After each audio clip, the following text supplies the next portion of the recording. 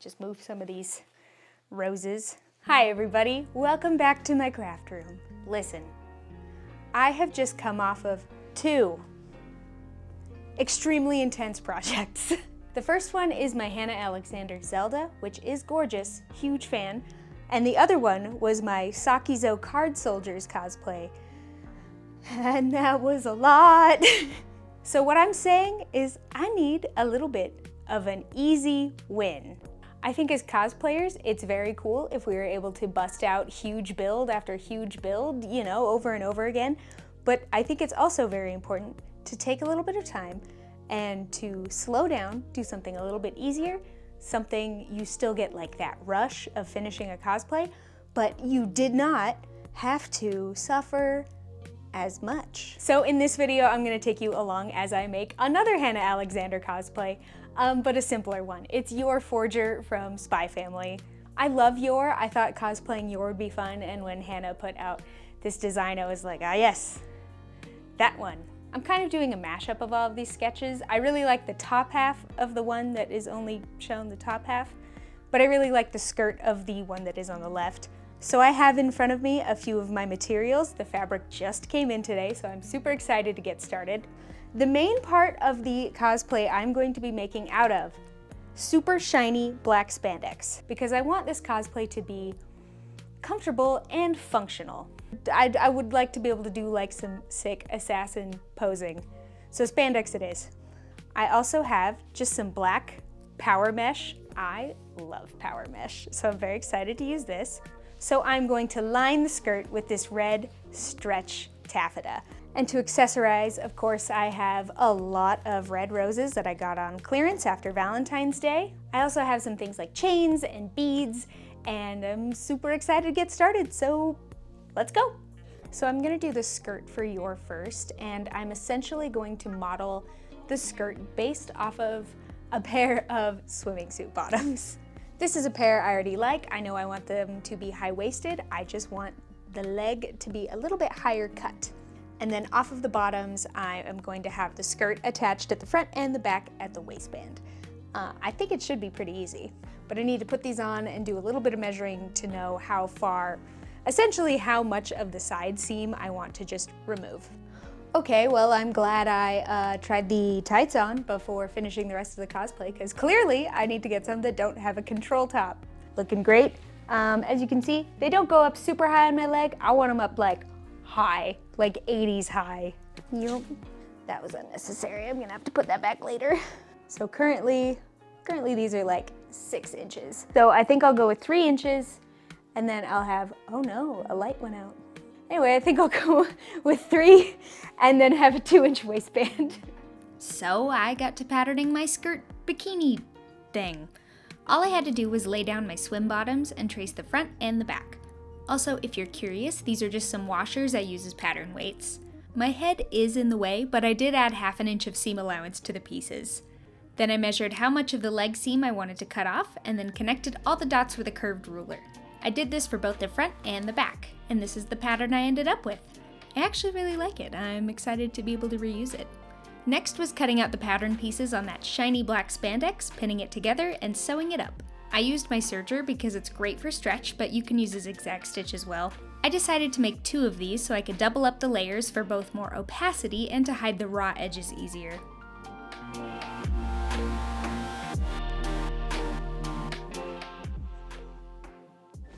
Ta-da! Okay, so I have made my little French cut bikini bottoms. They fit pretty well. You're not really even gonna be able to see them, but that's the name of the game. Am I making this cosplay partially so I have an excuse to wear these boots? I will never tell. All I had to do was take my waist measurement and figure out how long I wanted the front and the back part of the skirt to be. I did not buy enough of the stretch taffeta to do 2 full quarter circle skirts, so instead, because, again, easy win, low stakes cosplay, I'm going to eyeball it. Is that the best idea? Probably not. But I trust myself. I've been sewing for 10 years. I think I can eyeball it. And so eyeball it I did.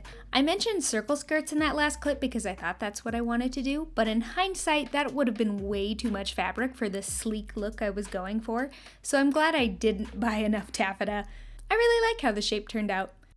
So I transferred the front and back skirt pieces to the black spandex, pinned it all up, sewed it, and flipped it right sides out and gave it a good press. Then to keep everything super smooth, I top stitched it down and used a walking foot to help everything move through the sewing machine easier. And then I had both of my skirt panels.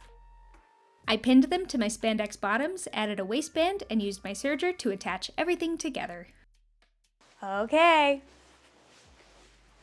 Skirt. I was able to get this done all in one night, so the easy win is easy winning. Very excited to pair it with the tights and the boots. But for now, I'm gonna move on to the top. The top is kind of an interesting shape. It's like an off the shoulder, deep cut, and then it has a little extra fabric underneath the arms. So what I did was I just used some leftover spandex to kind of draft a pattern.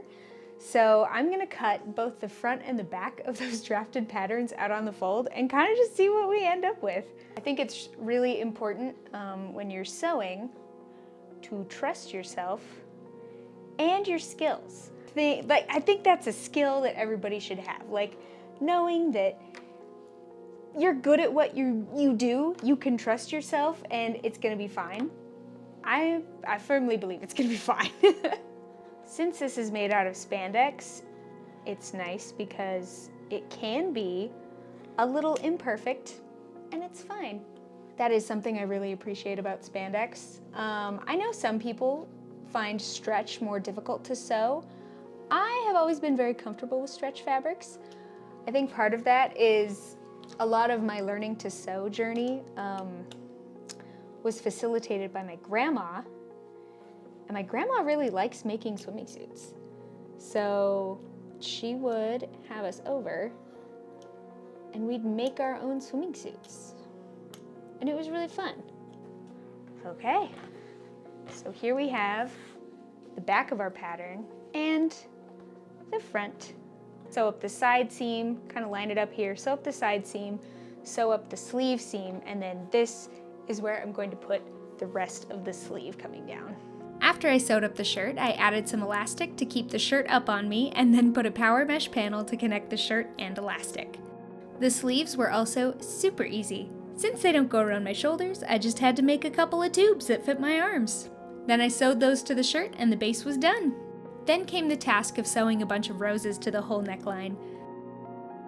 The plastic parts of the flowers got in the way, so I pulled all of them out, hand sewed the petals back together, and then hand sewed the roses back onto the dress. And after hand sewing for like 2 days, I got the roses sewn to the top. Before it was kind of just like an athletic top, and now it feels like an actual outfit piece. I have a lot of black faux leather that I truly do not know how this appeared in my stash. I did not purchase this. But I'm gonna sew it into like 1-inch strips to make the harness. The harness was pretty simple. I sewed up those 1-inch strips of leather and then gathered all of the hardware. I'm using some gold metal rings and some snaps. Constructing the harness was basically me wrapping the straps around myself, clipping them into place, and then sewing them down. And then I sewed some snaps onto the outfit to keep everything in place while I wear it. The garters were also super easy. I just made them out of some 1/2-inch elastic and then I attached them to the skirt bottom crotch part so I never have to worry about them falling down.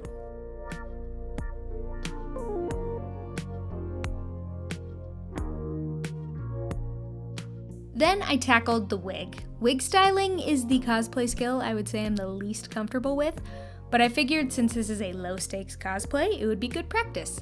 I started with a pretty inexpensive black wig with bangs, and I wrapped my wig head in plastic wrap since I was going to use some glue. I started sectioning the wig and using tacky glue to cement the hair into a low ponytail.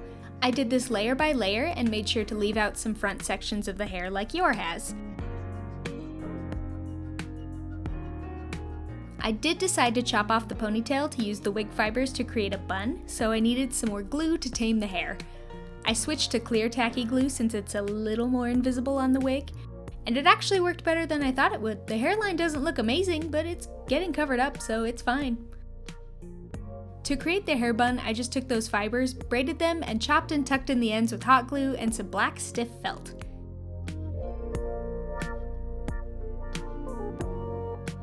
The felt was super useful to keep everything in shape.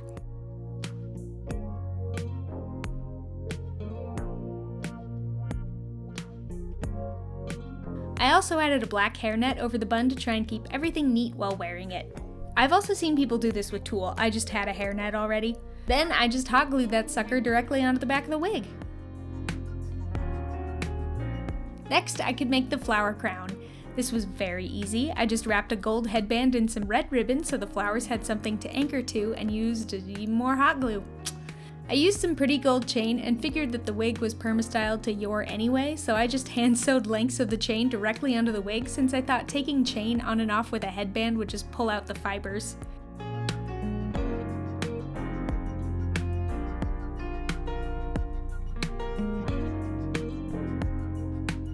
And I still had a lot of roses left over, so those got glued onto the bun. I think the wig turned out pretty decent in spite of my inexperience. The last thing to make was her daggers, which I barely made at all because I just 3D printed them. I got the files from Thingiverse and I will link those in the description. Once everything was printed, I super glued it together and used a metal file to get rid of any places where the filament was pokey. And then I did a very half-assed prime and paint job because it was too cold for spray paint, but it worked fine. I primed with a couple coats of Mod Podge and then used black acrylic paint as a base for the star of the show, Rub and Buff. Rub and Buff is a wax-based paint that you can apply with either your finger or a soft scrap of cloth, and you just rub it in really, really hard and it makes the most beautiful metallic finish. It's the best. And after that, your forger was finished.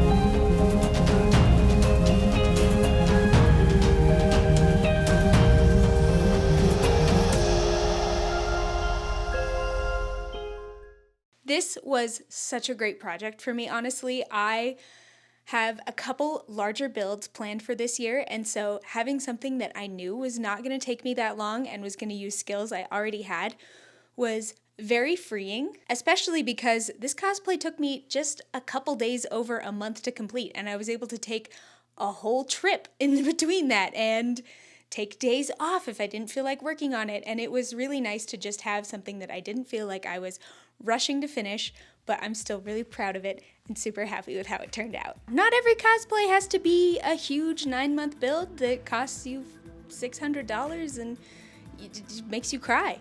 I didn't cry once. I think it's good to reflect on things at the end of the build, like what you learned and what you could have done better. For me, I am proud of the wig. I also know I could have done better, but I also don't have a lot of experience doing like heavily styled glued wigs. The last one I did was Ladybug, and that was years ago, but I still think it turned out really cute. I am also not 100% happy with the harness. I think this needs to be adjustable to be able to fully get it like strapped into your body, because human bodies are squishy and they kind of change shape day by day. All the spandex pieces are really nice. I'm really happy with the amount of movement I have in this cosplay. Oh, and on my little prop wall back here, I forgot the spikes. The spikes were also super easy, just 3D printed, rub and buffed. Happy with how these turned out too.